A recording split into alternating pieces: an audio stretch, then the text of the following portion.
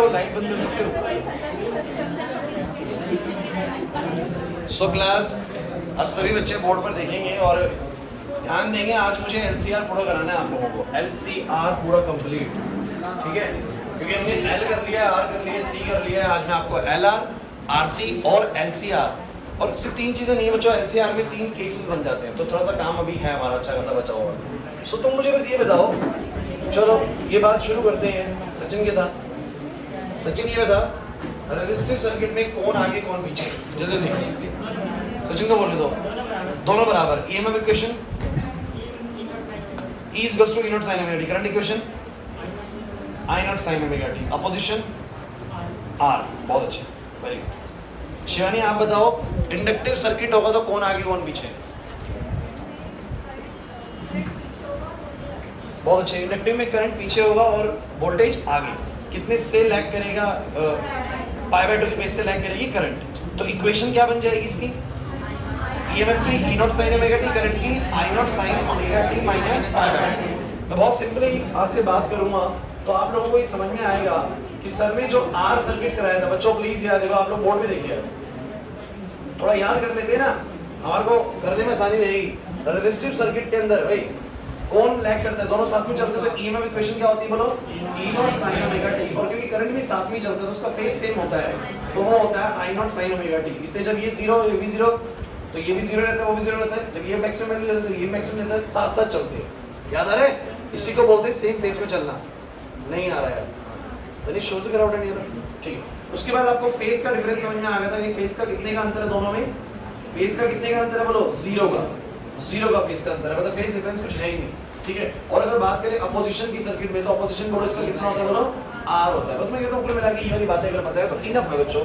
उसके बाद मुझे बताओ, अगर मेरे सर्किट में इंडक्टर आ जाए, पिटाई हो जाएगी निखिल और सचिन, तो मुझे बता इंडक्टर कौन है बोलो? L। EMF इक्वेशन बोलो क्या आएगा? E naught sin omega t। और करंट इक्वेशन बोलो क्या आएगी बच्चों? करंट आएगी I naught sin omega t। और शायद इतना बता देने के बाद आपको चीजें दिमाग में सेट होने लगी कि ये माइनस π/2 का मतलब क्या है, कि वो जब अपनी π/2 वाली फेज दिखा रहा होगा तब ये π/2 माइनस π/2 यानी 0 वाली फेज दिखा रहा होगा। मतलब ये बनना स्टार्ट करता है और वो अपनी मैक्सिमम पीक पे होता है कि नहीं होता ऐसा? याद करो, क्योंकि ये रोकता है उसको। तो यहाँ पर कौन लैग करता है बोलो? Current lags voltage by π/2। और अपोजिशन बोलो कौन है? इस सर्किट का अपोजिशन बोलो कौन है? एक्सेल बोलो क्या होता है? ओमेगा L बोलते हैं, इसी एक्सेल को बोलो क्या बोलते हैं? 2π। सही है भाई। इसके बाद बच्चों, अगर कैपेसिटर हो और अल्टरनेटिंग सप्लाई हो तो EMF है E is equals to में E naught sin omega t। The current equation will be, अब करंट लीड करेगा, देखिए आप बोलते हैं वोल्टेज लैग करेगी, हम बोलो करंट लीड करेगा, दोनों का सेंस क्या है बोलो? सेम ही है सर। तो यहाँ पर क्या बोलोगे? वोल्टेज लीड्स या वो sorry voltage lags current by π/2, जैसे मर्जी बोल सकते हो बच्चों। और फेज का अंतर बोलो, सॉरी फेज का अंतर नहीं, सॉरी अपोजिशन बोलो कितना आएगा? 1/ωc, that is x is equals to 1/2π। तो मुझे लगता है कि ये सब समझ में आता होगा आप लोगों को अब तक। तो तीनों सर्किट्स का काम समझ में आ चुका है। एक में दोनों साथ में रहेंगे। इंडक्टर करंट को रोकेगा, π/2 लैग से कर देगा, π/2 से लैग कर देगा, और जो कैपेसिटर है वो वोल्टेज को लैग करवाएगा π/2 से। दिस इज क्लियर और नॉट? तो यहाँ तक की बात समझ में आती है। और अब हम शुरू करेंगे अपने चैप्टर का अगला topic, that is AC in LR circuit. कौन सा सर्किट बोलो? LR circuit. लास्ट क्लास मुझसे कुछ बच्चों ने ये पूछा कि सर मैं पहले R बोलूं बाद में L बोलूं या पहले L बाद में R? सर्किट में लगाओ, उससे कोई फर्क पड़ता है? तो कोई फर्क नहीं पड़ता बच्चों, सीरीज में लगते हैं, आप जैसे मर्जी किसी को भी आगे पीछे लगा सकते हैं। तो गाइस एक बात मुझे बताओ, ये पैरेलल में नहीं पढ़ते इसको, बोलो ये R है, यहाँ पर ये बोलो कौन है? L है।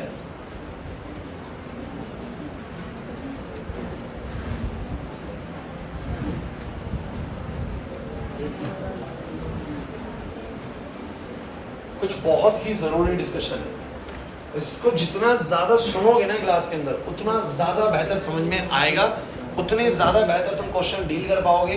मैं तुम्हें बता रहा हूँ ये चैप्टर ऐसा है कि जितना क्लास में पढ़ा है ना बिल्कुल वैसे ही क्वेश्चंस आएंगे। इस चैप्टर से कुछ भी एक्स्ट्रा नहीं बनता, जो क्लास में करवा दिया, जो बता दिया, ऐसी ही चीज़ें बिल्कुल ऐसी चीज़ बोर्ड में पूछी जाएगी आपसे। तो यहाँ पर आपके पास सर्किट में आर है और एल है, यहाँ पर सप्लाई ईएमएफ की एसी है। तो आप लोग जानते हो कि ईएमएफ सप्लाई बोलो क्या है, ई नॉट साइन ओमेगा टी। एक बात मैं थोड़ी सी वेक्टर्स को लेके करना चाहूँगा, हालांकि तुम्हारे मन में एक चीज़ आएगी कि जब पोटेंशियल तो वेक्टर क्वांटिटी नहीं है, बट उसको वेक्टर की तरह ट्रीट क्यों कर रहे हैं, तो वो भी आपको डिस्कशन में लेके आएंगे। लेकिन आप मुझे बताओ कि जब आप 11th क्लास पढ़ रहे थे तो तुम लोगों को वेक्टर्स का रिजल्टेंट निकालना कैसे सिखाया गया था?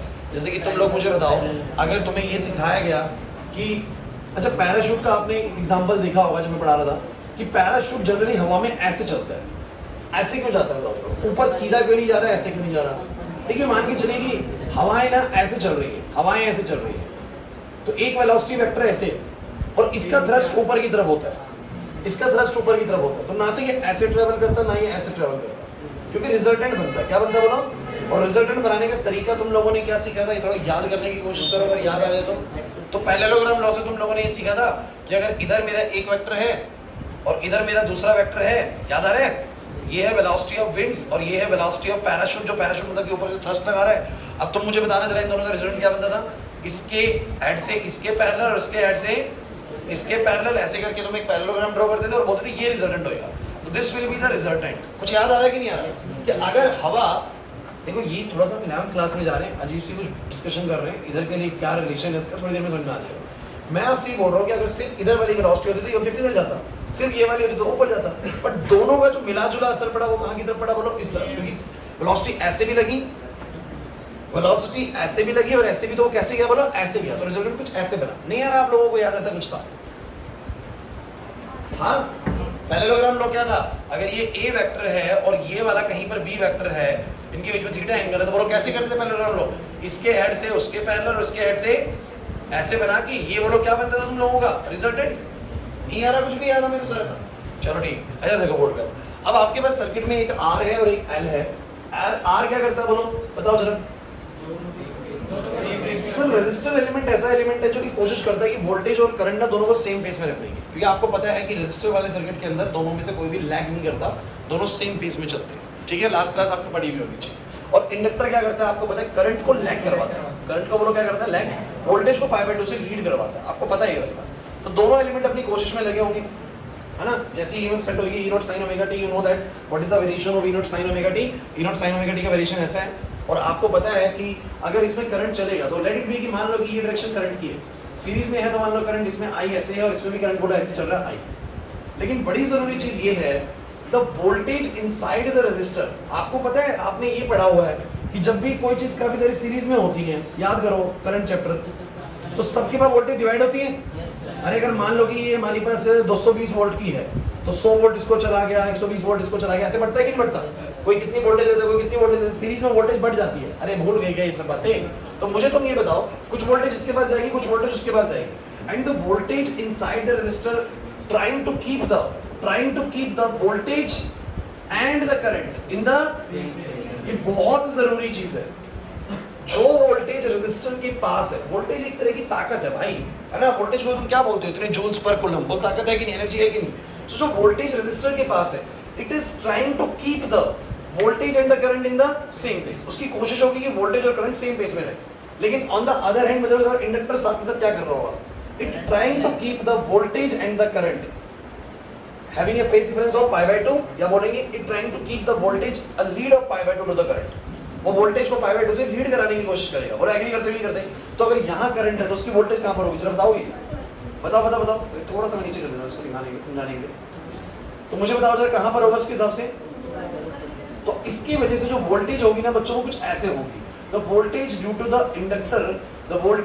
inductor trying to keep the voltage a lead of π/2 to the current। क्या मेरी बातें समझ में आ रही है आप लोगों को? दोनों एलिमेंट्स की कोशिश है, करंट जहां भी हो, बोलो रेजिस्टर की कोशिश क्या है? रेजिस्टर के पास जो वोल्टेज है वो कोशिश कर रही है कि सेम फेज में रह जाए वोल्टेज भी। वो चाहेगी कि जो वोल्टेज है वो साथ साथ चले, और वो चाहेगा कि वोल्टेज कितनी आगे चले, बोलो π/2 आगे चले। तो कहीं ना कहीं दोनों का मिला जुला असर पड़ने वाला है इस रिजल्ट के ऊपर। और मैं ये कहूंगा बच्चों, अब ये बहुत जरूरी है, देखते कितने बच्चे इसको समझ पाएंगे, कि मान लो बच्चों ये करंट है, ये करंट है, करंट वाला फेस है, किसी भी सेक्शन में करंट वाला ऐसा। तो मुझे बताओ what does the voltage inside the resistor trying to keep, मतलब voltage inside the resistor trying to keep the voltage and the current in the same phase. But what does the voltage due to the inductor try to do? It keep the voltage ahead of, it trying to keep the voltage ahead of pi by 2. The voltage due to the inductor is in this direction, है ना? It trying to keep the voltage ahead of pi by 2 and the resistor trying to keep the voltage in the same phase with the current. Agree or not? अब दो कोशिशें चल रही हैं, सब बच्चों की नजरें बिल्कुल बोर्ड पे होनी चाहिए, समझने के लिए बहुत ज्यादा ध्यान देना पड़ेगा बात। और एक बात समझ में आ गया ना, फिर इतना इजी लगेगा तुम लोग खुद बना लिया करोगे एग्जाम में। अब तुम मुझे बताओ जरा, अगर अकेला सिर्फ रेजिस्टर हो, दिमाग लगाना, इसको भूल जाओ, अगर अकेला सिर्फ रेजिस्टर हो तो सिर्फ रेजिस्टर की चलेगी और वो क्या रहेंगे, वोल्टेज और करंट सेम फेज में। अगर अकेला सिर्फ इंडक्टर हो तो पक्का वोल्टेज करंट से पाई बाय 2 लीड भी कर जाएगी, जैसा होता भी है, आप लोगों ने पढ़ा भी है। लेकिन अब सिर्फ इंडक्टर नहीं है, इसकी कोशिश है पाई बाय 2 आगे रखने की, लेकिन साथ ही साथ पहले इसको इंडक्टर देखो, सब बच्चे इंडक्टर देखो, ये क्या कर रहा है बोलो, पाई बाय 2 आगे रखने की कोशिश कर रहा है, बट साथ में एक और ताकत काम करने लगी जो उसको साथ रखने की कोशिश करेगी। तो कहीं ना कहीं पूरा तो साथ में नहीं ला पाएगी, लेकिन कहीं ना कहीं इसके डिफरेंस पाई बाय 2 को बोलो क्या कर देगी, कम कर देगी। इन दोनों का बोलो क्या बनेगा, रिजल्टेंट बनेगा। क्या बनेगा बोलो भाई, ये कोशिश कर रहा है पाई बाय 2 से लीड कराने की और ये कोशिश कर रहा है साथ रखने की, तो कहीं ना कहीं पूरा साथ में तो नहीं रख पाएगा, लेकिन कहीं ना कहीं इसको पाई बाय 2 से लीड भी नहीं करने देगा। एग्री करते हो कि नहीं करते? तो कहीं ना कहीं जब मैं इनका रिजल्टेंट बनाऊंगा, सब बच्चे रिजल्टेंट में ध्यान देंगे बच्चों, तो इसका रिजल्टेंट बोलो कैसे बनेगा, एक वेक्टर ऐसे बनेगा इसके हेड से और एक ऐसे। तो मुझे बताओ जरा इन दोनों का रिजल्टेंट क्या आएगा, सब बच्चे बोलो रिजल्टेंट क्या आएगा, class class class, this will be the resultant, this will be your E net, this will be your E net, और ई नेट इस नेट करंट से, ये नेट करंट था ना, बोलो नेट करंट था ना, इधर इधर निकल समझा दूंगा, नेट करंट ये था, इससे ई नेट बोलो कितना आगे चल रहा है सर, कौन लीड कर रहा है, फोकस करो, कौन लीड कर रहा है, वोल्टेज, ये कौन लैग कर रहा है बोलो, करंट। लेकिन क्या करंट पाई बाय 2 से लैग कर रहे हैं? क्यों पूरे पाई बाय 2 से लैग नहीं कर रहा सर वो करवाता पाई बाय 2 से लैग, लेकिन इसकी वजह से कहीं ना कहीं पूरे पाई बाय 2 से लैग, क्योंकि इसकी कोशिश साथ में चल रही है साथ रखने की, उसकी कोशिश है पाई बाय 2 से लीड कराने की, तो कहीं ना कहीं पूरा पाई बाय 2 से लीड ना होगी, थोड़ा ही लीड कर पाएगा, बिकॉज ये भी कोशिश कर रहा है साथ में, दोनों का मिला जुला असर पड़ेगा। क्लियर हुआ कि नहीं हुआ?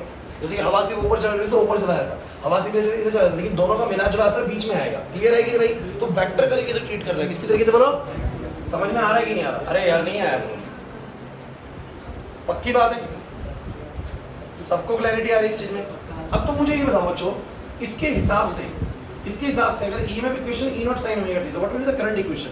The current equation will be, phi पीछे होगी तो बोलेंगे I naught sine omega t minus phi. Current lag तो करेगा, लेकिन कितने फेज से बोलो, 5 फेज से, तो बोलेंगे current lags voltage by 5 phase difference. अरे यार नहीं आ रहा समझ में, नहीं आ रहा ना? चलो बहुत जरूरी चीज पे बात करने जा रहा हूं भाई, सभी बच्चे नजरें बोर्ड पे रखेंगे भाई। आप लोगों से मुझे बात ये करनी है कि आप लोगों ने सेम चीज 11th क्लास में ये भी सीखी थी कि दो वेक्टर्स का रिजल्टेंट कैसे निकलता है, बताओगे? अगर मेरे पास दो वेक्टर्स है तो बोलो रिजल्टेंट क्या होता है, root of A square plus B square plus 2ab cos theta. और बस मैं एक बात आपसे करना चाहूंगा, अगर थीटा 90 डिग्री हो, दो वेक्टर परपेंडिकुलर हो, दो वेक्टर परपेंडिकुलर, तो cos 90 कितना होता है, 0। बोलो कितना आंसर होता था? तो अगर दो वेक्टर परपेंडिकुलर तो सीधा रिजल्टेंट होता है a स्क्वायर प्लस में क्या, और मैं कह रहा हूं ये नहीं भी आता तो भी सोचो नहीं, ई नेट कितना आएगा, ये VR है, और अगर ये VL है तो ये भी बोलो क्या है, VL। तो बेस पता है, परपेंडिकुलर पता है, बोलो हाइपोटेन्यूज कितना आएगा, समझ में आ गया? अरे समझ नहीं आया सर दो वेक्टर अगर परपेंडिकुलर हैं तो उनका रिजल्टेंट कैसे निकलेगा, बोलो root of a square plus, तो मुझे तुम बस ये बताओ, जो मेरा ई नेट है भाई प्लस जो मेरा ई नेट है वो कितना आएगा, बोलो रूट ऑफ VR का स्क्वायर प्लस में रूट ऑफ VR का स्क्वायर प्लस में VL का square. Is there any problem?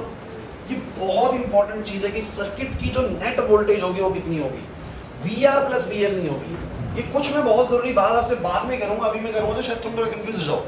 इसके पास वोल्टेज VR है और इसके पास वोल्टेज बोलो कितनी है, VL, लेकिन सर्किट की net voltage VR plus VL नहीं है। जैसा आप सोचते हो ना कि दोनों का सम कर दो तो नेट वोल्टेज आ जाएगी, बट यहाँ मैंने सम नहीं करा, यहाँ मैंने बोला कि नेट वोल्टेज कितनी आएगी, root of VR square plus में बोलो क्या, VL स्क्वायर। क्योंकि बच्चों देखो दो चीजें ना डायरेक्टली तब जुड़ जाती है जब वो बिल्कुल सेम फेस में होती है, बट सेम फेस में एक उधर है और एक इधर है, तो इनका जो सम आएगा वो इसी तरीके से आएगा, वेक्टर तरीके से।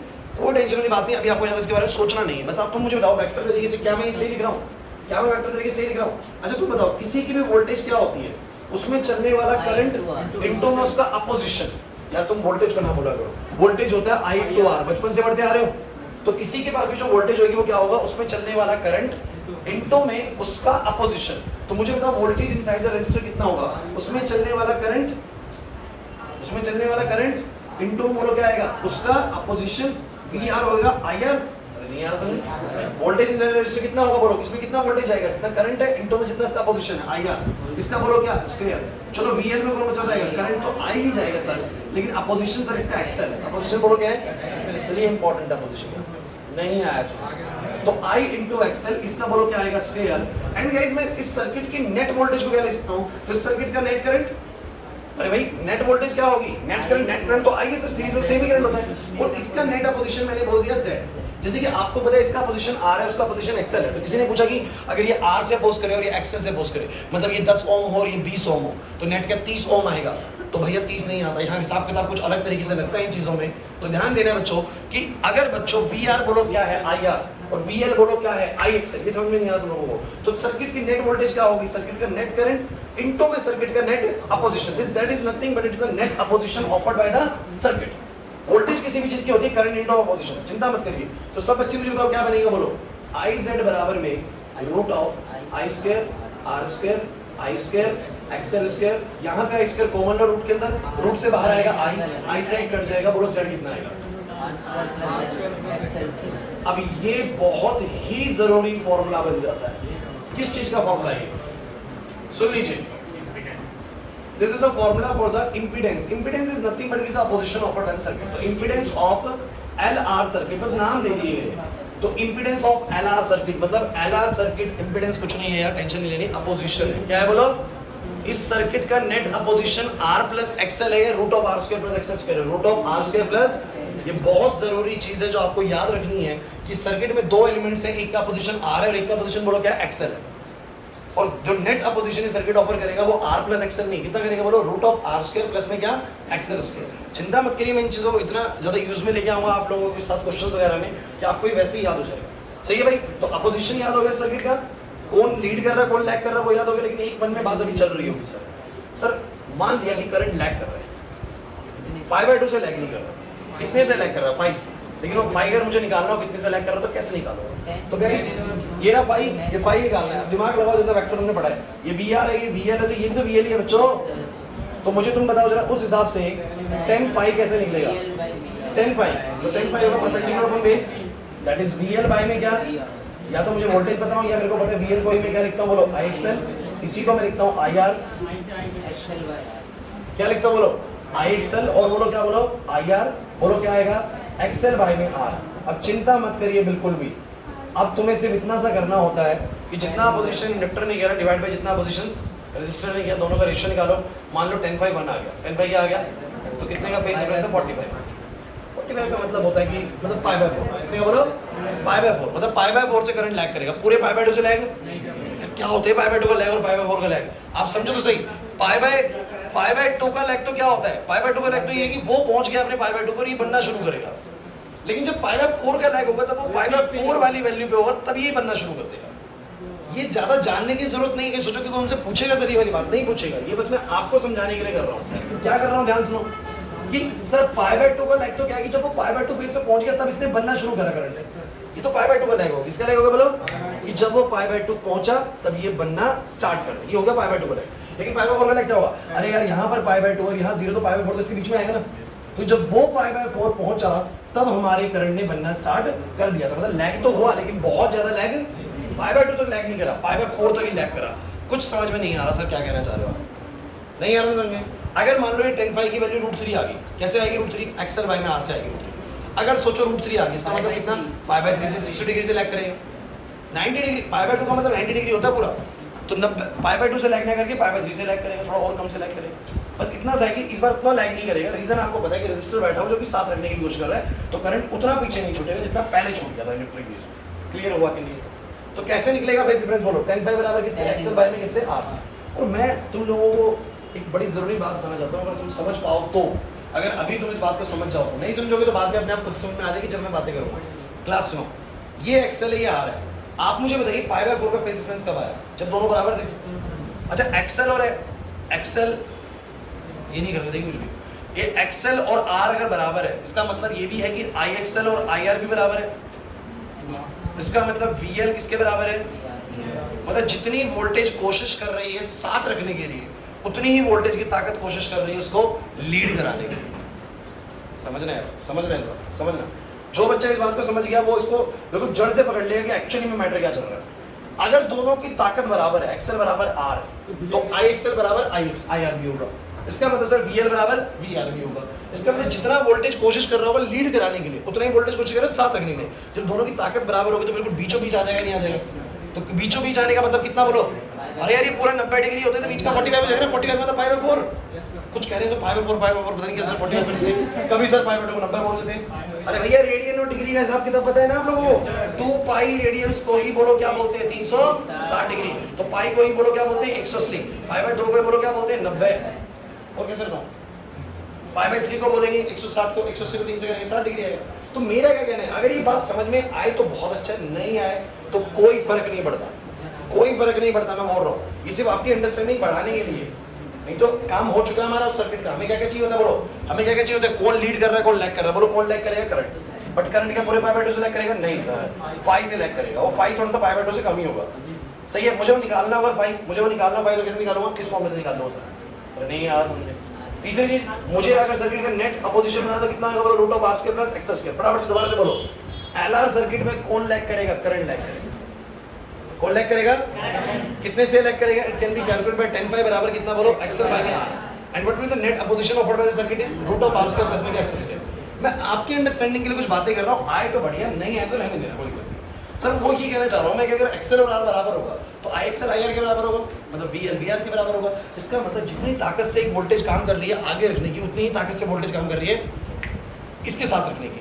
तो बिल्कुल दोनों की ताकत अगर बराबर हुई, सोचो ना वेक्टर के तरीके से, अगर ये 50 न्यूटन है और ये भी 50 न्यूटन है तो रिजल्ट क्या आएगा? बिल्कुल बीचों बीच आएगा। लेकिन सोचो ये 50 है और ये 25 ही है, तो फिर किस तरफ ज्यादा आएगा? उस तरफ ज्यादा आएगा। नहीं आ रहा समझ में? और सोचो कि ये 50 है और ये 70 है, तो किस तरफ को झुका हुआ रिजल्ट आएगा? बोलो किस तरफ को? अरे नहीं आ रहा तुम लोगों को यार, तो तुम खुद सोचो भाई। इधर अगर एक्सेल ज्यादा होता है, एक्सेल ज्यादा होता है बोलो किससे? आर से। Opposition offered by the inductor ज्यादा है आर के मुकाबले, तो बोलो क्या होगा? एक तरीके से आई एक्सएल बड़ा होगा बोलो किससे? आई आर से। मतलब कि वीएल बड़ा होगा बोलो किससे? वी आर से। इसका मतलब ये वाली वोल्टेज जो उसको आगे रखने की कोशिश कर रही है ज्यादा ताकतवर है एज कम्पेयर टू इस वाली वोल्टेज के। तो कहीं ना कहीं जो ये वाला गैप है ना वो क्या आएगा बोलो? उस तरफ को आएगा। क्या आएगा बोलो? मतलब कि कहीं ना कहीं करंट ज्यादा लैग कर जाएगा, करंट उस तरफ को आएगा ना। अगर वीएल बड़ा होगा तो, अरे वीएल बड़ा होगा तो ये उधर, तो करंट ज्यादा लैग करेगा। और इसका कारण ये है कि कहीं ना कहीं एक्सएल आर से बड़ा है, अपोजिशन बाय द इंडक्टर बोलो क्या है? बड़ा है, ज्यादा अपोज कर रहा है हमारा इंडक्टर, तो भैया करंट क्या कर जाएगा? लैग कर जाएगा। उतना ताकतवर रजिस्टर नहीं है, मतलब तो उसको साथ रखने वाली वोल्टेज उतने काम नहीं कर रही जितना ज्यादा वोल्टेज उसको लीड कराने के लिए कर रही है, तो कहीं ना कहीं वो ज्यादा लीड करेगा। अब ये बात जो है ना थोड़ी थोड़ी समय के साथ समझ में आएगी, उसको ज्यादा कॉम्प्लिकेशन पैदा करनी नहीं है। अभी आप बस इतना समझिए जो मैं बताना चाह रहा हूँ, ये बात समझ में आएगी नहीं है। ये वाला जो साइड, ये वाला जो साइड क्लियर है? अभी बस इतना ही समझ लें। जितना चैप्टर में अंदर जाएंगे हम, आपको अपने आप वाली चीज समझ में आने लग जाएगी। चलिए बात करते हैं एसी इन। अब मुझे आप लोग खुद जवाब देंगे इसके। आरसी सर्किट की बात कर रहे हैं भाई, क्लास प्लीज। जो ये एलआर और आरसी समझेगा उसको एचसीआर बढ़िया बढ़िया समझ में आएगा। सब बच्चे बोलो भाई ये कितना? आर सचिन इधर देखिए, ये बोल सी, बोलो इधर क्या आएगा? सही है, सही है, बोलो ईएमएफ इक्वेशन कितनी? चलो कौन बच्चा बताएगा? यहाँ पर अगर करंट है, यहाँ पर अगर करंट है, इसका भी यहाँ पर करंट है, तो what does the voltage inside the resistor trying to keep? It trying to keep the voltage and the current in the same place. But what does the capacitor trying to do? It trying to keep the voltage a lag of pi by 2. It trying to keep the voltage a lag of pi by 2 to the current. अगर current यहाँ है तो आगे नहीं रखेगा voltage को, कहाँ रखेगा? पीछे। अरे नहीं आ रहा समझ। लेकिन एक कोशिश कर रहा है पाई बाय 2 से पीछे रखने की वोल्टेज को, और एक कोशिश कर रहा है वोल्टेज को साथ रखने की, तो क्या पूरा पाई बाय 2 से पीछे छोड़ेगा? आप समझ में आने लग गया? नहीं आ रहा समझ में? एक कोशिश कर रहा है कि पाई बाय 2 से वोल्टेज पीछे हो जाए। अगर अकेला ये होता तो कर भी देता, बट इसकी वजह से कहीं ना कहीं क्योंकि वो साथ रखने की कोशिश कर रहा है तो पूरा पाई बाय 2 से लैग नहीं करेगा, थोड़ा लैग करेगा, लेकिन पूरा पाई बाय 2 से लैग नहीं करेगा। एग्री करते हो कि नहीं करते? तो सब बच्चे मुझे बताओ भाई, एक क्लास प्लीज। अगर ये बच्चों मेरा करंट है तो बोलो जरा voltage due to the resistor कहाँ आएगा? Sir voltage due to the resistor trying to keep the current and the voltage in the same phase. But what does the voltage inside the inductor trying to do? Arshit यहाँ पर voltage inside the inductor trying to keep the voltage leg of pi by 2 to the current। बादल यहाँ पर समझ नहीं आया sir? नहीं आया ना? अब मुझे बताओ जरा, sorry, capacitor. Voltage inside the capacitor trying to keep the voltage a lag of pi by 2, but at same time पे resistor वाली voltage काम कर रही है उसको साथ रखने की, तो क्या पूरे pi by 2 से lag कर पाएगा? दोनों का मिला जुला असर पड़ेगा और रिजल्टेंट बोलो कहाँ बनेगा? बोलो रिजल्टेंट कहाँ बनेगा? सर रिजल्टेंट कहाँ बनेगा? अरे समझ में आता है ये? तो मेरा E नेट इस बार यहाँ पर आएगा और मेरा नेट करंट देखो ये आई, तो बोलो कौन लैग कर गया? पक्का वोल्टेज तो लैग करेगी यार, कैपेसिटर बैठा हुआ भाई, वोल्टेज का लैग होना तय है। लेकिन अगर अकेला कैपेसिटर बैठा तो कितने से लैग करता? पाई बाय 2 से।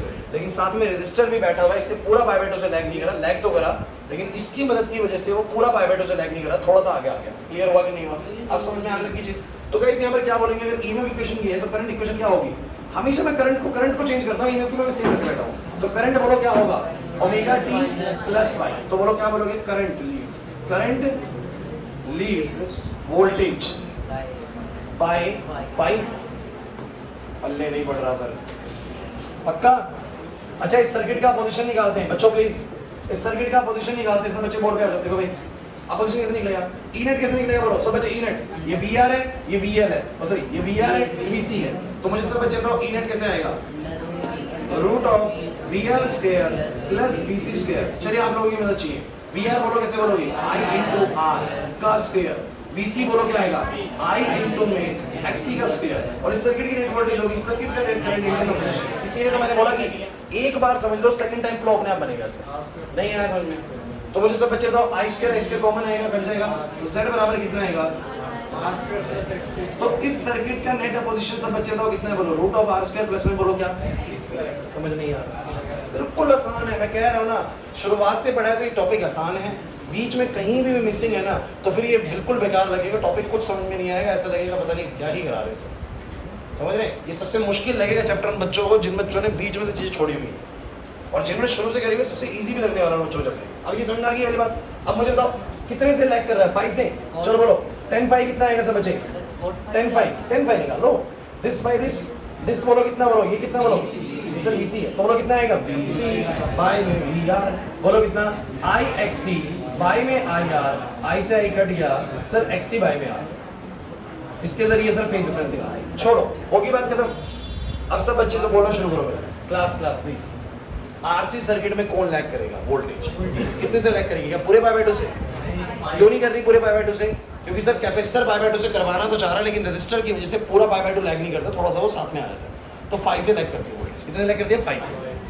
और कितने का सर्किट में नेट इंपीडेंस है? तो इंपीडेंस कितने का? Root of R square plus में क्या? एक्सी का स्क्वायर, उसमें root of R square plus में क्या?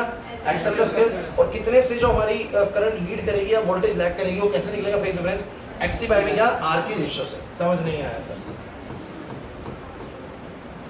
कुछ पल्ले पड़ा? कुछ नहीं समझ में आया? पक्का बताओ सबको क्लियर है? चलो अब देखो जरा गाइस, अब सबसे इंपॉर्टेंट चीज शुरू करने वाले क्या, जितना भी हमने पढ़ा इसके लिए पढ़ा है, जॉब कराने वाला हूँ LCR। अब LCR पढ़ाऊंगा। तो क्लास मुझे एक बार सब बच्चे बताओ, मैं सिर्फ बोल रहा हूँ आर सर्किट में पता है क्या होता है? क्या करते हैं? दोनों को सेम फेज में रखता है। अपोजिशन कितना होता है? R। चलो L क्या करता है? करंट को लैग करवाता है पाई बाय 2 से। सेम फेज में नहीं होते। अपोजिशन कितना होता है? XL which is equal to 2 pi mu L। चलो कैपेसिटर क्या करता है? वोल्टेज को लैग कराता है पाई बाय 2 से, या बोल सकते हैं करंट को लीड कराता है पाई बाय 2। दोनों बातें सेम है सर। तो करंट को लीड कराता है पाई बाय 2 से, वोल्टेज को लैग कराता है पाई बाय 2 से। और सर जो अपोजिशन होता है वो XC होता है which is equal to 1 by omega c या 1 by 2 pi mu c। Clear होता है कि नहीं होता? तीनों बातें क्लियर? LR में क्या होगा? LR देख लीजिए, L और R है, तो सर L की वजह से पाई बाय 2 लैग करना चाहिए था, बट रेजिस्टर भी वहां पर बैठा हुआ था, इसलिए पाई बाय 2 लैग नहीं करा करंट लैग करा, लेकिन 5 से। कितने से बोलो? 5 से। वो 5 भी मैं निकाल सकता हूं, XL बाय R की रेशियो से निकाल सकता हूं। 10 5 बराबर XL बाय R आएगा और उसके जरिए कैलकुलेशन करेंगे। क्वेश्चन करा हुआ तो पता लग जाएगा। नहीं आ रही बात सुनने? और उस सर्किट का नेट इंपीडेंस कितना होगा जिसमें R भी है और L भी है? Sir root of R square plus में XL का स्क्वायर। नहीं आ रहा? पक्का बताओ। RC में कौन लैग करेगा? वोल्टेज लैग करेगा। कितने का नेट इंपीडेंस होगा? Root of R square plus में क्या? XC square. और कहीं ना कहीं उसका जो नेट जो फेज डिफरेंस होगा वो कैसे निकलेगा? XC। अब मैं तुम्हें कुल मिला के बात बोलूं, अगर तुमने LCR अच्छे समझ लिया ना तो जितने भी पिछले हमने 5 केसेस करे ना वो सारे के सारे इसी से जनरेट हो जाएंगे। सिर्फ एक बार यही समझ में आ जाए, बस सिर्फ इसका फॉर्मूला याद करेंगे और हमारे सारे 5 केस बनेंगे। तो सबसे जरूरी चीज ये वाली है। तो बच्चों हम क्या करने वाले हैं? AC in LCR circuit.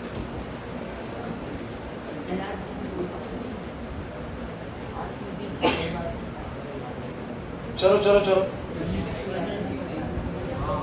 Last please.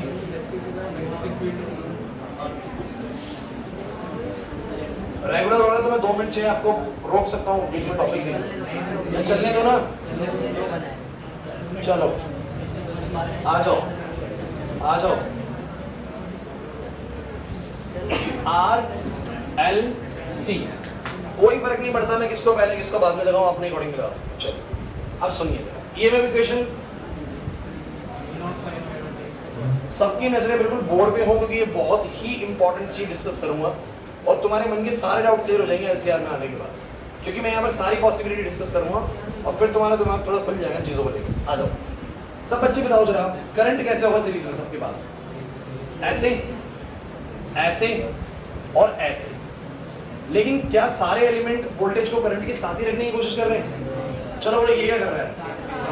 trying to keep its voltage, trying to keep the current and the voltage in the same place, but its voltage, the inductor's voltage, trying to keep the voltage a lead to the current and the voltage inside the capacitor, ये lag करने की कोशिश करेगी voltage को। बोलो clear है कि नहीं? समझो ना मेरी बात को, समझो ना बात को। एक वोल्टेज कोशिश कर रही है साथ रखने की, एक वोल्टेज कर रही है कि वोल्टेज लीक कर जाए, और एक कोशिश कर रही है कि भाई वोल्टेज लैग कर जाए पाई। तो आपको ऐसा लगेगा सर ये दोनों एक दूसरे के इफेक्ट को कैंसिल कर देंगे और इसकी वजह से साथ में रह जाएगा, लेकिन ये तो सोचने वाली बात है ना। अब ध्यान से सुनना कैसे, ये बहुत जरूरी चीज है। यहाँ ना केसेस बनते हैं बच्चों के। केसेस कैसे? अभी देखना जो केस नंबर 1 है ना हमारा, वो किस चीज के ऊपर है? यही सबसे जरूरी चीज है। केस नंबर 1 कहता है कि अगर मान लो एक्सएल एक्सी से ज्यादा है, सोचो यार आपका दिमाग क्या कहना चाह रहा है, आपको क्या क्या चीज इंट्यूशन आ रही है आप लोगों को कि भाई ये दोनों साथ में रखना चाहते हैं। ये क्या करना चाहता है? बोलो ये करंट को पीछे π/2 से रखना चाहता है और ये वोल्टेज को π/2 से पीछे रखना चाहता है। बात तो वही है ना? या बोले कि वोल्टेज को π/2 आगे रखना चाहता है और ये वोल्टेज को π/2 पीछे, तो कहीं ना कहीं दोनों एक दूसरे के इफेक्ट को कैंसिल कर देंगे और नेट शेयर हमारा करंट और वोल्टेज कैसे रहेगा? सेम फेज में। अच्छे से सुनते रहना अगले 10 मिनट, सेम फेज में रहेगा। यहाँ वाली बात समझ में आती है? लेकिन अब मैं एक बात ऐड करता हूँ, इसको और ऐसे समझो। ये किसको रोकता है? बोलो ये किसको रोकता है?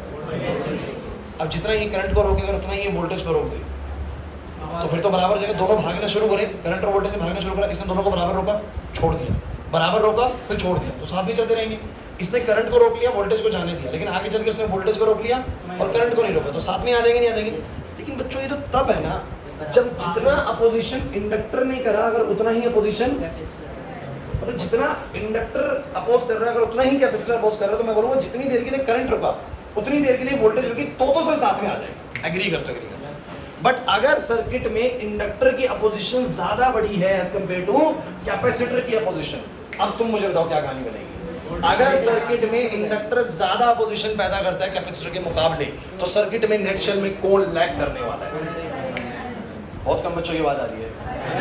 अगर तुमने करंट सुन लिया, दोबारा बोलूंगा, बताना क्या है, चालू हो सकते। मैंने बोला कि अगर इंडक्टर का जो अपोजिशन है वो ज्यादा है, बोलो किससे? कब नहीं बोल रहा, इंडक्टर का अपोजिशन ज्यादा है, बोलो किससे? कैपेसिटर के अपोजिशन से। सही है? तो कौन नेट शेल में लैग करने वाला सर्किट के अंदर? करंट ना, क्योंकि जो करंट को रोकने वाली चीज है वो ज्यादा रोक रही है और ये कम रोक रही है, तो नेट शेल सर्किट में कौन रोकेगा? करंट रोकेगा, कुछ ना कुछ फेज से करंट रुक जाएगा। बोलो क्लियर हुआ कि नहीं हुआ?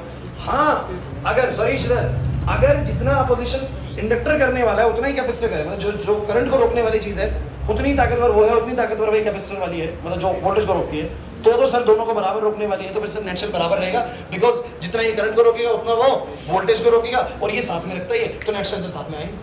लेकिन सर अगर ये ज्यादा ताकतवर हुआ, क्लास प्लीज, अगर इसका अपोजिशन ज्यादा है कैपेसिटर के अपोजिशन के मुकाबले, तो सर एक बात तो क्लियर है, फिर करंट को दिक्कत आएगी, करंट लैग करेगा, नेट शेल को कौन लैग करेगा? फिर LCR सर्किट में भी करंट लैग कर सकता है। लेकिन अगर सोचो कि अपोजिशन इसका कम है और उसका ज्यादा है, तो फिर किसको भी छोड़ देगा? फिर नेट शेल वोल्टेज भी छूटेगी फाई से। तो सर यहाँ तो 3 केस बन गए।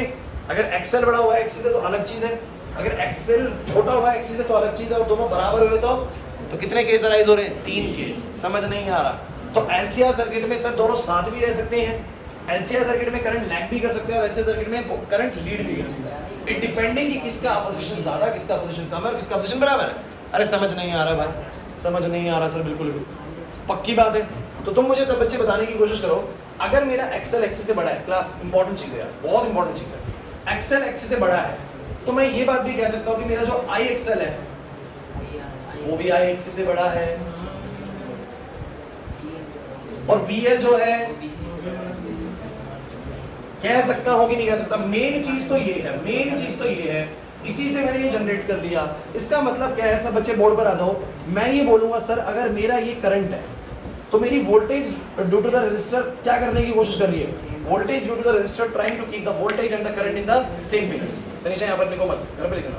Voltage due to the inductor, voltage due to the inductor trying to keep the voltage ahead of pi by 2 and the voltage due to the capacitor trying to keep the voltage a lag of pi by 2 to the current. Agree or not? लेकिन बहुत जरूरी चीज है कि ये ज्यादा है और ये कम है। इसको मैं समझाने के लिए एक बहुत बढ़िया एग्जांपल लेने वाला हूं, ढंग से सुनना। ये VL जितना बड़ा है ना, VC उतना बड़ा नहीं है। मतलब मान लो कि VL 20 है, हाँ भाई VL मान लो कितना है, बोलो 20। ध्यान देना, समझने के लिए ध्यान देना बस। VL है 20 और VC जो है ना, बोलो कितना है, बोलो 15 है। कितना है बोलो, थोड़ा छोटा है, यहाँ पर 15 है, 15 वोल्ट है। तो मतलब 20 वोल्ट की ताकत कोशिश कर रही है कि वोल्टेज आगे रह जाए, और 15 वोल्ट की ताकत कोशिश कर रही है कि वोल्टेज पीछे रह जाए। तो नेट सेल 5 वोल्ट तो कोशिश कर रहे हैं कि आगे रह जाए। समझ नहीं आया समझ? देखो ये तो चलो है इधर, ये वाले तो कोशिश कर रहे हैं साथ में रह जाए, बट 20 वोल्ट की ताकत कोशिश कर रही है कि वोल्टेज आगे रह जाए, और 15 वोल्ट कोशिश कर रहे हैं कि वोल्टेज पीछे रह जाए। तो नेट सेल 5 वोल्ट तो कोशिश कर रहे हैं कि वोल्टेज कहां रह जाए, आगे। इसका मतलब ऊपर VL है, नीचे VC है, तो आपको वेक्टर वैसे भी सॉल्व करना आता है। ऊपर VL बड़ा है, VC छोटा है, तो नेट सेल इधर कितना बचेगा, बोलो VL minus, means we can say that there is net VL minus VC voltage which is trying to keep the voltage a lead of pi by 2 to the current. नहीं है बात समझे? It is not actually VL voltage, it is not actually VC voltage, it is actually VL minus VC is working as a VL minus VC कोशिश कर रही है, बोलो कितने से लीड कराने की, पाई बाय 2 से। क्योंकि सर ये 20 था, ये 15 था, तो मैं बोलूंगा ना तो 20 से कोशिश हो रही है ना 15 से, बोलो कितने से, बोलो 5 वोल्ट से कोशिश हो रही है वोल्टेज को पाई बाय 2 से लीड करवाने की। ये बहुत इंपॉर्टेंट एस्पेक्ट है इस टॉपिक का। और मुझे तुम वेक्टर में बताओ ना, अगर ऊपर VL है, नीचे VC है, और VL बड़ा है, VC छोटा है, तो नेट वेक्टर कहाँ की तरफ बनेगा, ऊपर की तरफ। तो नेट वोल्टेज जो बनेगी वो कहाँ की तरफ बनेगी, ऊपर की तरफ। मतलब नेट वोल्टेज काम करेगी वोल्टेज को आगे रखने के लिए, मतलब इन दोनों की। अभी तो इस तरह कंसिडर ही नहीं किया, समझ नहीं आया सर। तो तुम मुझे बस एक बात बताने की कोशिश करो यार। देखो ये बड़ा सिंपल चीज है, आप लोगों को लगे मुश्किल है तो नहीं है, ध्यान सुनो। क्लास मुझे बताओ जरा, VL कहां पर है, VL यहां पर है, चलो VC कहां पर है, VC लेकिन थोड़ा कम है और VL थोड़ा, तो मुझे बताओ नेट वोल्टेज कहां की तरफ काम करेगी, आगे रखने की पीछे रखने की। इन दोनों की नेट वोल्टेज सर आगे की तरफ काम करेगी, और कितना बनेगी, बोलो VL माइनस VC। नहीं आया समझ? Means VL voltage is working as a कि वोल्टेज आगे रहे, VC is working as a voltage पीछे रहे। तो नेट सेल में बोलूंगा VL minus VC is actually working कि वोल्टेज आगे रहे। क्या मतलब क्या बोल रहा है, 20 वोल्ट कोशिश कर रहा है आगे रहे, 15 वोल्ट कोशिश कर रहा है पीछे रहे, तो नेट सेल कितने कोशिश कर रहा है कि आगे रहे, 5 वोल्ट। क्लियर है कि नहीं? हाँ, अगर ये 20 वोल्ट होता वो 15 वोल्ट होता, तो 20 वोल्ट कोशिश कर रहा है पीछे रहे, 15 वोल्ट कोशिश कर रहा है आगे रहे, तो नेट वोल्ट 5 वोल्ट कोशिश कर रहा है पीछे रहे। अरे भाई बहुत भयंकर चीज चल रही है, कुछ 5, 10, 15 कुछ भी नहीं है। मैं कह रहा हूँ कि इतनी आसान चीज है ना ये, अगर एक बार समझ में आ जाए ना तो उसके बाद आपको इसमें कुछ सोचने की जरूरत ही नहीं है। नहीं आ रहा समझ में? ठीक है, ध्यान से देख ले। अभी देखो लग रहा है कि बोर हो जाएंगे इस टॉपिक से, क्वेश्चन आएगा ना फिर नहीं कर पाएगा। ये सुनो, ये वाला ऐसे गया, ये वाला ऐसे गया, बोलो बोलो बोलो रिजल्टेंट कहाँ आएगा, क्लास रिजल्टेंट।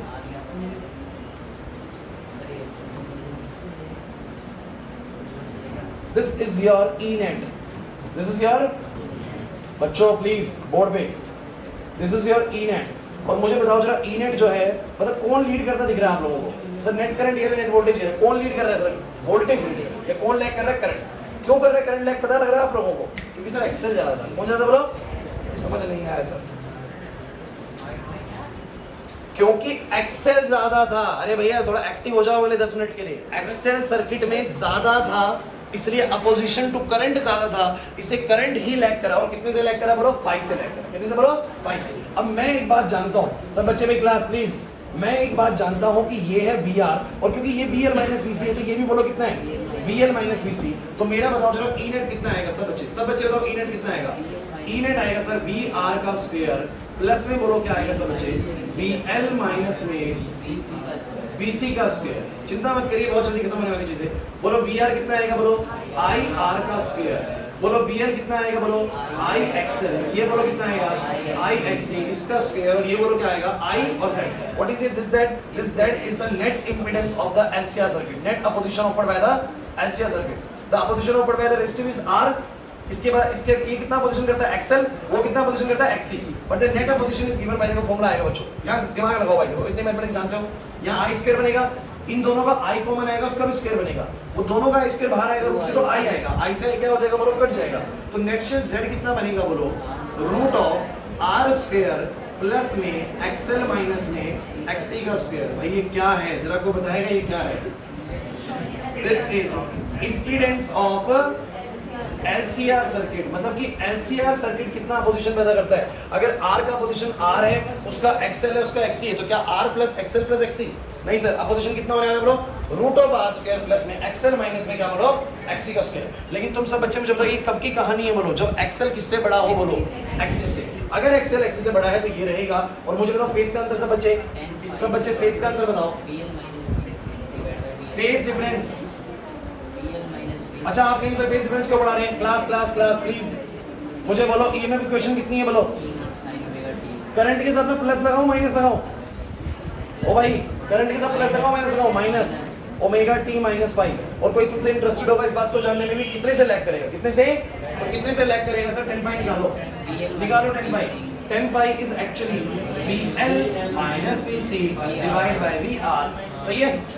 और दिस बाय दिस बोलो VL बोलो कितना, I XL माइनस का I XC, पाई में IR, and sir 10 pi is given by. कोई भी बच्चा ना बिल्कुल टेंशन ना ले बातों की, सर मैं इतने सारे फॉर्मूले कैसे याद करूंगा, सारा हो जाने दीजिए, फिर मैं तुम्हें नेक्स्ट क्लास में न्यूमेरिकल कराऊंगा ना तो तुम्हें ये ज्यादा क्लैरिटी देगा सारी चीजें. ठीक है अभी, लेकिन बस समझ जाओ आज टॉपिक क्या है. अच्छा अगली बात सुनो क्लास, अगली चीज क्या, केस नंबर 2 बोलो. केस नंबर 2 क्या होगा, XL XC से कम होगा. मतलब कौन अपोजिशन ज्यादा कर रहा है, कैपेसिटर.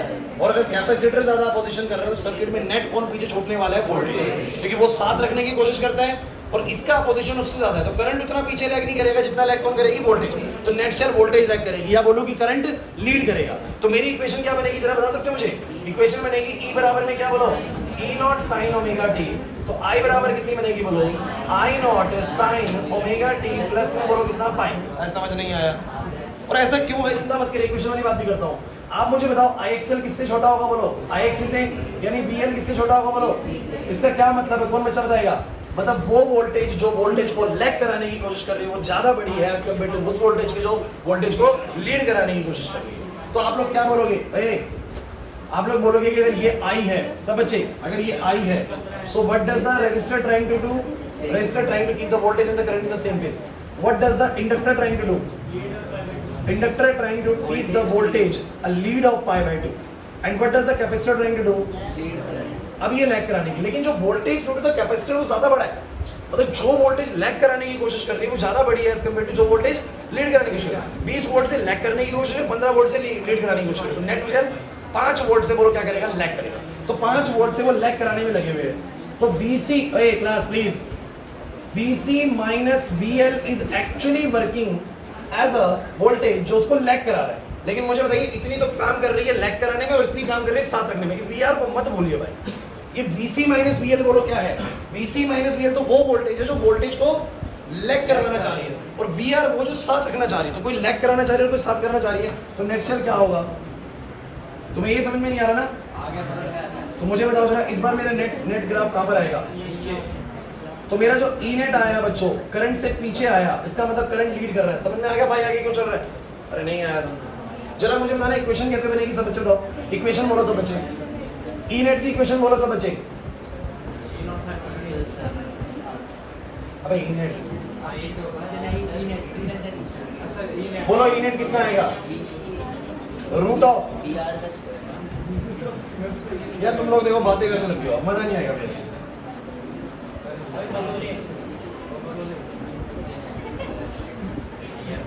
मैं छुट्टी करूंगा नहीं, तुम ध्यान से जब तक नहीं करोगे. ये VR और बोलो ये कितना आएगा, VC माइनस VL. VR और नीचे है VC माइनस VL. VR और नीचे बोलो क्या, VC minus VL. Class board पे तो बोलो क्या आएगा बोलो, इधर बोलो बी आर का स्क्वायर प्लस में, अरे यार नहीं आ रहा। अब बोलो बराबर से कितना आएगा, कितना आएगा बोलो, ये कितना हो जाएगा आई जेड, बोलो ये कितना होएगा आई आर का स्क्वायर, बोलो ये आई आई सब कट जाएगा, बोलो जेड कितना आ जाएगा,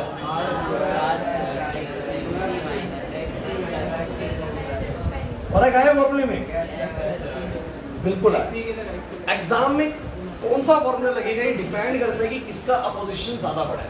नहीं आ रहा समझ में? चलिए लास्ट बात की फेज डिफरेंस कितने का होगा बोलो, फेज डिफरेंस कितने का होगा 10/5, बोलो 10/5, BC minus BL divide by VR, this is IXC minus का IXL divide by IR, this is XC minus XL divide by बोलो क्या R। कुछ समझ में नहीं आ रहा? लास्ट केस क्या बनता है, इसी पे कर दूं, इसी पेज पे केस नंबर 3, एक्सेल किसके बराबर है, और खुद दिमाग लगाओ ना, अगर जितना अपोजिशन इंडक्टर कर रहा है उतना अपोजिशन कैपेसिटर कर रहा है, तो जितना करंट को रोकेगा उतना ही बोलो वोल्टेज को रोका, दोनों ताकतें बराबर थी, तो इसका मतलब वो साथ में रह जाएंगे। कैसे रहेंगे बोलो, मतलब इसको ऐसे भी समझो, ऐसे भी समझो बच्चों प्लीज, बिल्कुल चुप हो जाओ।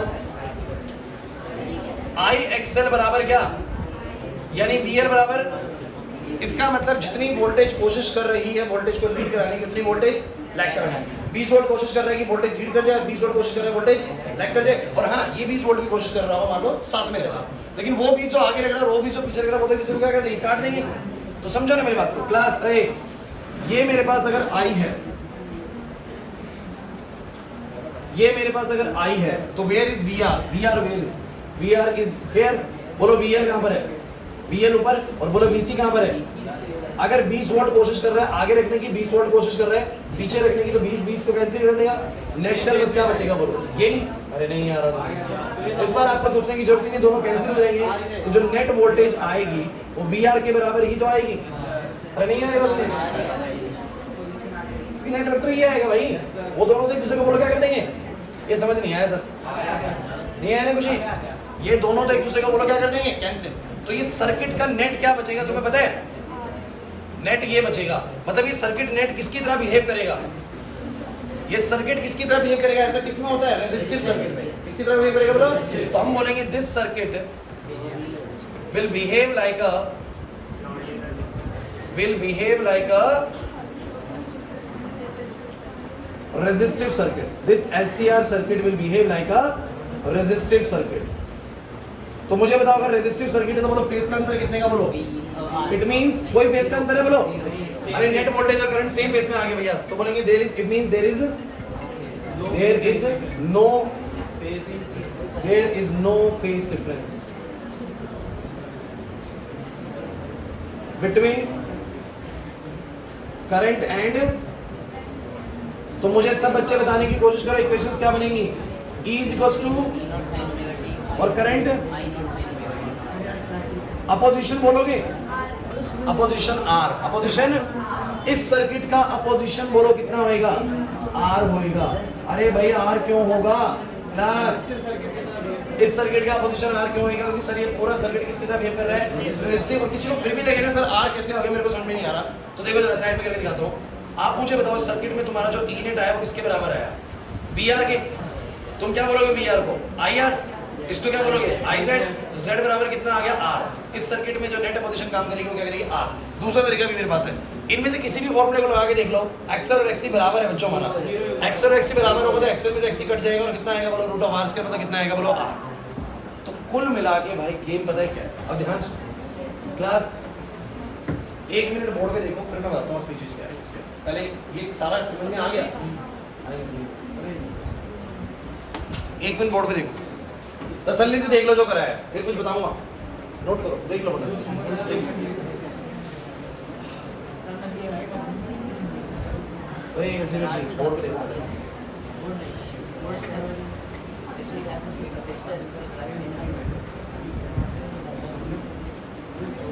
डिपेंड करें कितना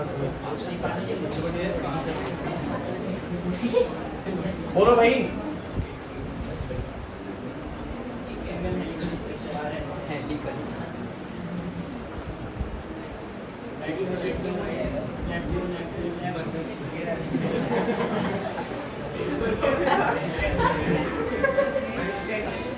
कंफ्यूज तो नहीं हो गए ना इससे?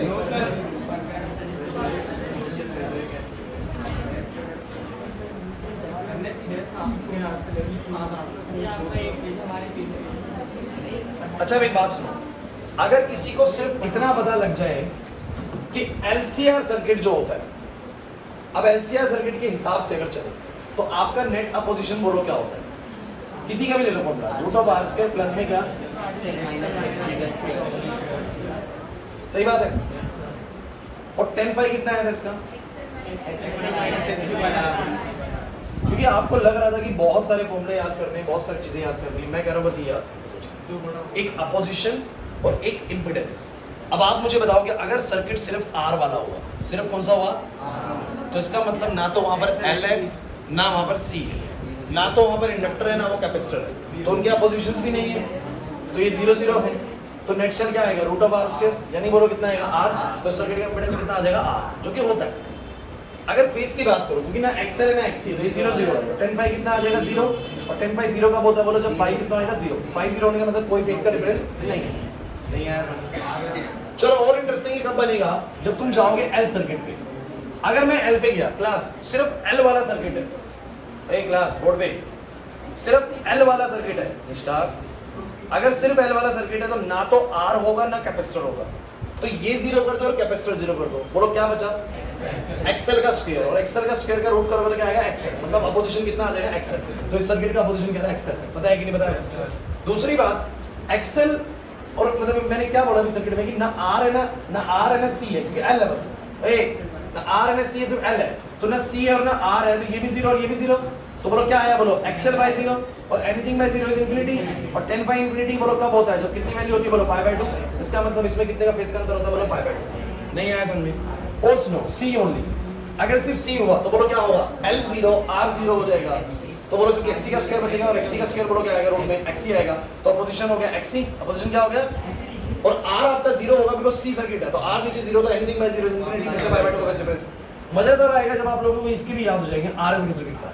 अगर आरएल की बात करोगे तो आर होगा और एल होगा, क्या नहीं होगा, सी नहीं, तो सी को 0 करो, बोलो आंसर क्या आएगा, आर स्क्वायर प्लस में एक्सएल का स्क्वायर, बोलो इंपेडेंस नहीं पढ़ा था कि नहीं पढ़ा था, root of R square plus XL square, XC को 0 करो, बोलो 10 पाई आ गया एक्सएल बाय आर, यही फॉर्मूला पढ़ा था कि नहीं पढ़ा था, सिंपल हो गया।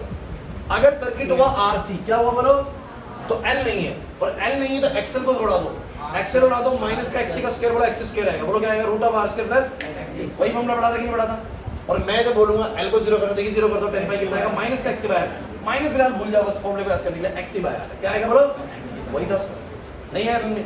और अगर सर्किट एलसीआर हुआ तो सर मुझे पता है फॉर्मूला यही लग रहा है सर फॉर्मूला, फिर तो बस इसको भी ध्यान रखना, ये वाला कौन सी केस क्या बोलो, जब एक्सएल एक्सी से बड़ा है, अगर एक्सी बड़ा हुआ एक्सएल से तो फिर सर ये इधर हो जाएगा, इधर हो जाएगा, इधर हो जाएगा, इधर हो जाएगा, नहीं है बस में। और अगर एक्सएल और एक्सी बराबर हुए, अगर बराबर हुए तो ये 0 हो जाएगा, रेसिस्टिव हो जाएगा, और ये बराबर हुए तो 10 पाई भी 0 आ जाएगा, 10 पाई भी 0 आ जाएगा, नहीं आएगा, और पाई 0 आ जाएगा, मतलब कोई फेस का अंदर नहीं होगा।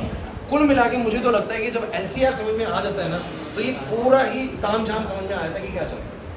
और जब तक मैं तुम्हें क्वेश्चन नहीं कराऊंगा ना बच्चों, ज़्यादा बढ़िया पकड़ बनेगी नहीं, आपको क्वेश्चन बनाने पड़ेंगे, मतलब इस चैप्टर में हमें एक क्लास अभी और एलसीआर पे देनी पड़ेगी, इसके बाद पावर फैक्टर भी एक टॉपिक है, वो भी करवाना है।